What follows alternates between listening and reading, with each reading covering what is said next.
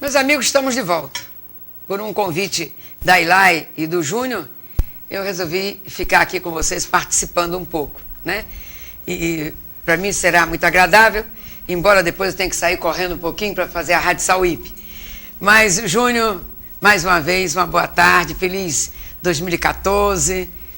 E estamos aqui entrevistando você, acredito que é isso que a Ilai deseja saber, para saber também os seus planos, como é que você está vendo Camaçari, né? Como nós podemos modificar, não é isso? Precisando avançar um pouco mais, eu acho que Camaçari, em 2013, a gente teve alguns avanços, a gente conseguiu se posicionar, se colocar, a oposição conseguiu mostrar seu trabalho, mas o governo precisa dizer para que veio ainda. Acho que esse ano ele tem a oportunidade de corrigir as distorções que cometeu ano passado. Então, muitas coisas ainda precisam ser consertadas, ser corrigidas e melhoradas para o nosso povo. Júnior, uma das coisas também que eu queria primeiramente dar uma boa tarde aos nossos telespectadores, né, que estão nos acompanhando aqui pelo programa Simara Ellery, mas uma das coisas que nós temos visto, e como o tempo está curto, a gente tem que ser bem objetiva. Hoje o DEM tem feito uma oposição muito forte, muito significativa, não está deixando passar uma vírgula.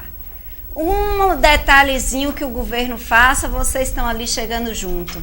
Eu queria saber de você em relação a isso, porque agora você disse que tivemos alguns avanços. Quando você fala em avanços, você está falando de avanços do DEM e da oposição ou avanços na própria estrutura administrativa e legislativa? É esse avanço que eu quero saber. Olha, eu acho que a oposição ela deu um salto de qualidade quando foi eleito 7 vereadores na oposição. Então, esse avanço é notado no dia a dia com a população.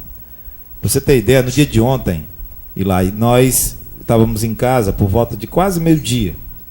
E eu recebi um grupo de 4 pessoas lá. É aquele pessoal que invadiu ali os apartamentos do Conjunto Santo Antônio e que eles precisam de uma resposta, porque hoje seriam despejados. Então, essas coisas, ou seja, as demandas elas estão chegando com muita rapidez aos vereadores. E os vereadores têm que dar uma resposta. Essa resposta é buscada do governo. Então, de imediato, o governo é solicitado, seja da oposição, seja da situação. Ou seja, que houve avanço com relação ao legislativo, houve sim. Eu acho que nós, do legislativo, apresentamos muitos projetos que são importantes para a cidade. Agora, é saber se o governo vai fazer.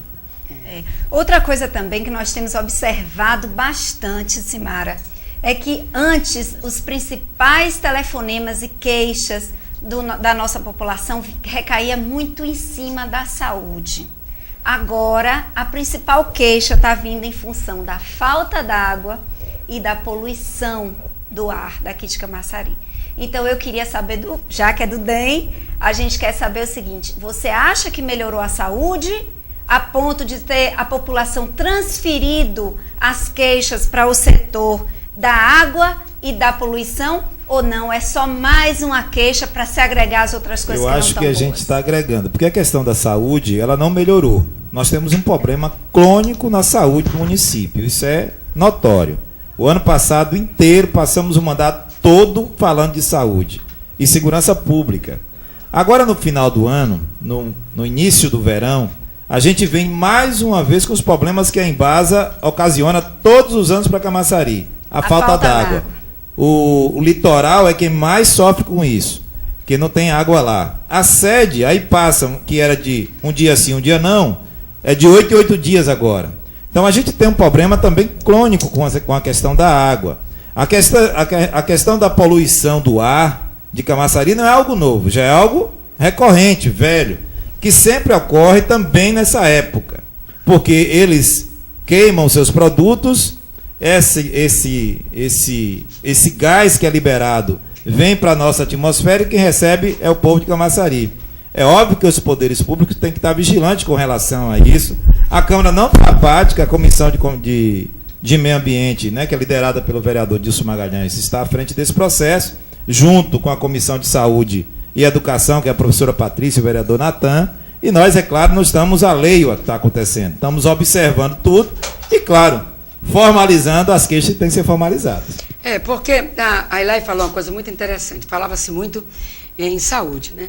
mas nem todos adoecem. Então, aquela turma que está tendo problema com a saúde é que está se queixando. Vai para o hospital, fica com a maca no meio do corredor, quer um atendimento, não tem um atendimento, uma senhora de 96 anos precisando de um atendimento que não recebe, aí vem uma pessoa, ameaça em casa, diz que está dando fraldas e não está dando, e aquele tipo de coisa. Só que a poluição do ar atingiu a todos. Então, por isso é que a gripe, de quem esteja doente ou não. Entendeu? A cidade como um todo. Eu vejo nesse ponto aqui. E com relação também à falta d'água, vereador, eu acho que a gente bate muito na Embasa. Vamos bater, tá certo. Mas temos que nos esquecer que se a Coelba não está boa a energia, não pode ligar a bomba. Então os dois têm que ser chamados para a gente. Tem que ser chamado. E Embasa. Né? Se não liga a bomba, como é que a Embasa vai poder mandar água? Então nós já temos pedido para falar com pessoas da Embasa, pessoas da Coelba, e ainda não fomos atendidos, porque a comunidade quer saber, né? Júnior, todos os anos tem essa questão da bomba. Sempre a desculpa da bomba. Eu acho que se não há planejamento, não há solução dos problemas que estão acontecendo. Acho que o governo municipal e o governo do estado, eles têm que dar uma resposta. O governo municipal tem que cobrar do governo do estado a eficiência da Embasa. A Embasa tem problemas na cidade e não é da agora. É de muito tempo, mas a gente tem que resolver os problemas que estão aí aparentes. Isso é com relação à Embasa. Agora, com relação ao nosso ar, o nosso polo petroquímico, já há alguns anos, vem jogando esse problema aí na atmosfera e a gente está sentindo agora.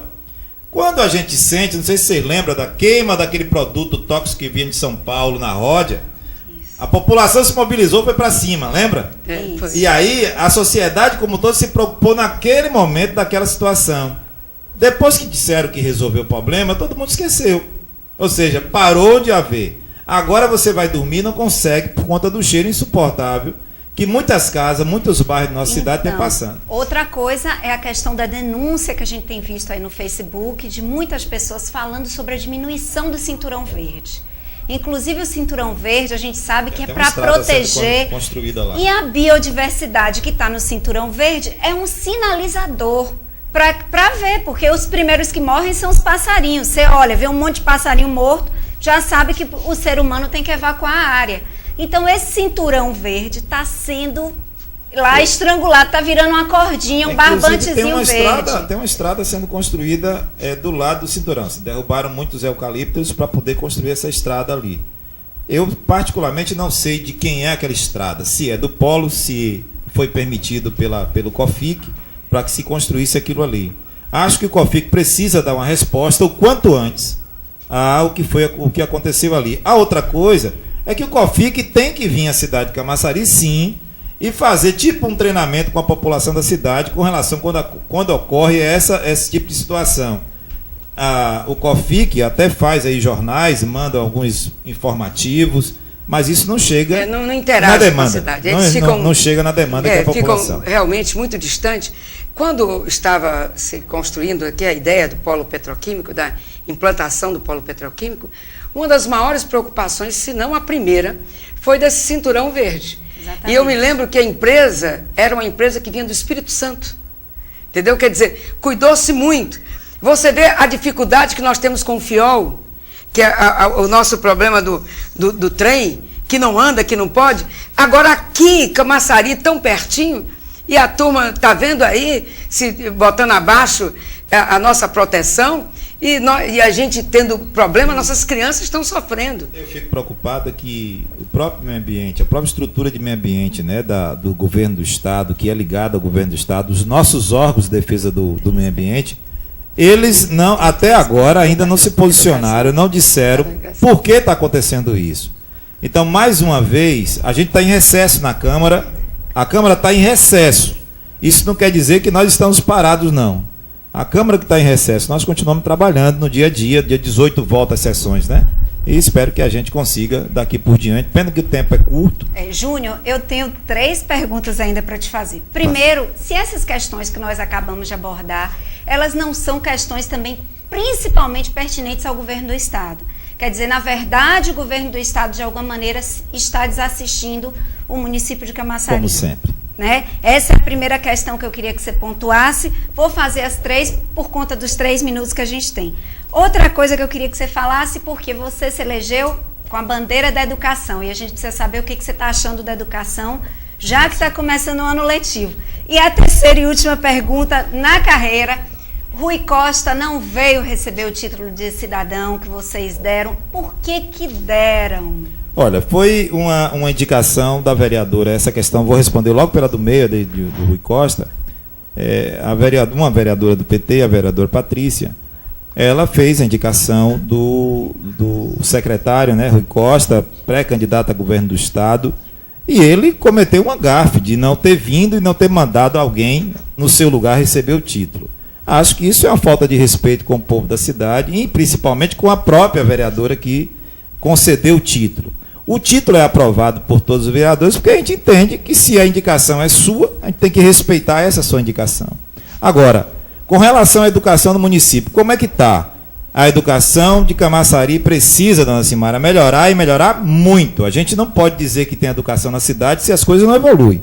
Então a gente precisa crescer cada vez mais. Então não adianta construir paredes, prédios bonitos se lá dentro o ser humano, aquele que faz com que o processo de aprendizagem flua, não está sendo valorizado, não está sendo preparado, e isso a gente tem visto no dia a dia. Estacionou para mim. Exatamente. Estacionou, então, acomodou, professores estão acomodados. A coisa está meio que solta demais. Eu acho que precisa retomar. Os nossos professores são valorosos, trabalham diuturnamente, querem trabalhar, mas infelizmente as condições são dadas. É difícil. Quem diz assim, cansei, e será? se essas questões são, que a gente pontuou aqui, não recaem mais sobre o governo do Estado? Olha, o governo do Estado, seja na saúde, na educação, na infraestrutura, na segurança pública, o governo do Estado tem deixado Camaçari de lado.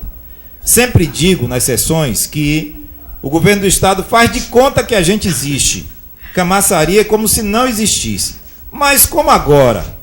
Dona Cimara, me permita dizer isso, como agora estamos próximos às eleições, aí você vai ver Camaçari aparecer, porque é interessante que o povo da cidade vote, porque é o segundo PIB do Estado. Então, tudo isso agora vai aparecer porque as eleições estão próximas, estão se avizinhando.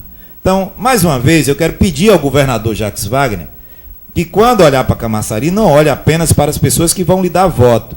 Retribua isso, retribua a gentileza, fazendo com que as coisas em Camaçari aconteçam. A educação, saúde, o hospital da gente está aí. Só não fecha as portas, porque se fechar, aí acabou. Acabou. Considerações finais. Infelizmente, ainda tinha tanta coisa para conversar. Não, eu queria falar da Jack vai virar Motors. outra vez, não é? Pode. Queria falar sobre a Jack Motors, que teve a história da pedra fundamental, e a gente chega lá no fundamental, tá só no fundamental e nada andou. Tem muito assunto, mas a gente precisa de fato finalizar. Cimara, muito obrigada por ter ficado aqui com a gente, que eu acho que soma, tenho certeza. Soma sempre bastante para a gente aqui. Queria agradecer a todos a nossa participação e, já que a gente está com ela, aqui ao nosso lado, eu vou pedir para que ela finalize o programa de hoje. Eu quero agradecer, estar com vocês, agradecer os nossos telespectadores também, e o nosso vereador jovem, gosto de ouvir, eu estava aqui apreciando o que ele estava dizendo para todos nós. Quer dizer, ele engrandece a nossa casa legislativa, isso é muito importante, e é autêntico, você é um rapaz autêntico, eu gostei da sua colocação, muito séria, e tem uma vivência, parece que já acostumado, não sei se tem... Militância na educação, né? A militância na educação, né? Isso. Então, eu gostei de ouvi-lo, e por isso eu acho que foi uma pena para todos nós ouvintes aqui, porque quantos pais estão nos ouvindo e muita gente está ligado. Tem um concurso, o povo de Camaçari passa ou vamos ficar olhando os outros passarem, ocupando os empregos e os nossos filhos não? Então nós temos que agir em cima da educação. Então eu estou falando com um jovem aqui que tem muito a ver com a educação. E o que a gente puder, dona Cimara, contribuir com a construção de novos dias para Camaçari, tenho a certeza que a gente vai fazer. É esse meu compromisso.